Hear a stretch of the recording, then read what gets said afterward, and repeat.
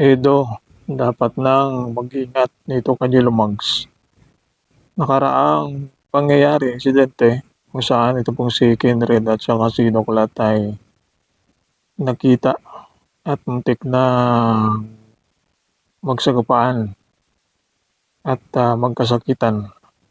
Pero hindi naman natuloy at naawat ng mga taong nasa paligid. Nag-live itong si Lumags at doon na nga pinahayag niya na may pagkakamali umano ito pong grupo ng Kalingap na doon ay sumugod di umano at trespassing ang nangyari. Nasa halip na siya ay kumampi dito po sa grupo ng Kalingap ay pinagtanggol pa ito pong grupo ni Doklat na alam natin na ito ay antay pero sa tono ng kanyang pananalita ay kinakampihan niya itong antay grupo na Doklat. Hindi natin makakaila na si Lumags, kanyang asawa, ay kabahagi ng Team Marites o kaya ay grupo ni Doklat ito po ang kanyang asawa, si Jimia. At nagkaroon din to ng mga banding kasama si Doklat kung pumupunta dun po sa bahay.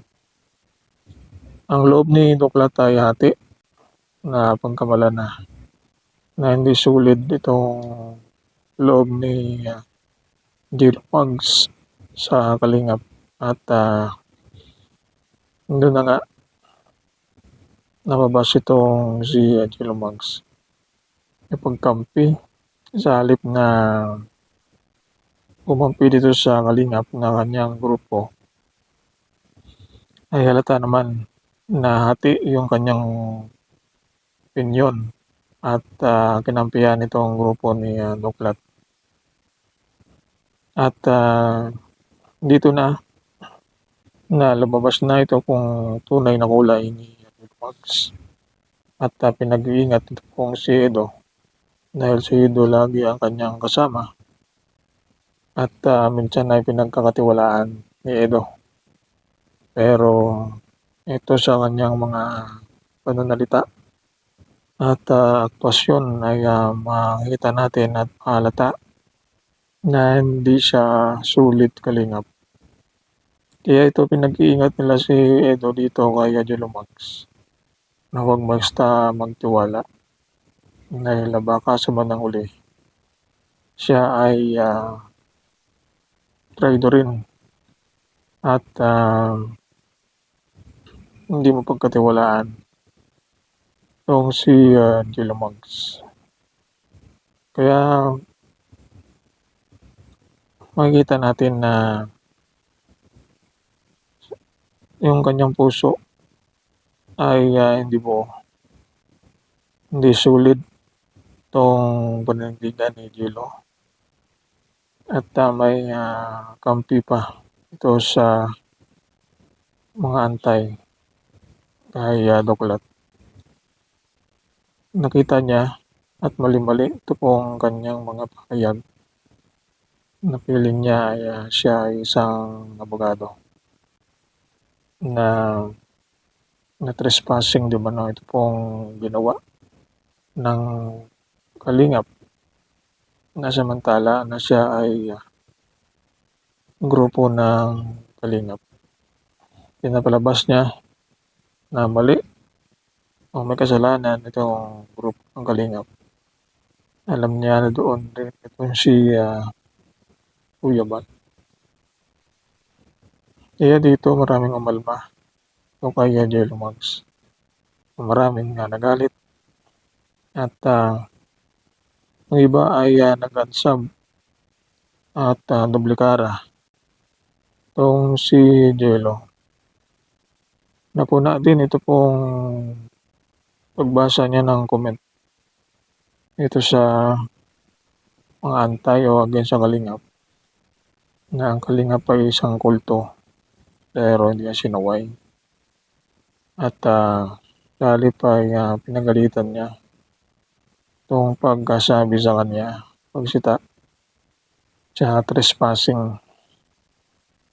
Kaya dito ay marami nang nakahalata ito sa tunay na pagkatao, tunay na pakikisama ni Jello sa Kalingap, na baka bandang huli siya ay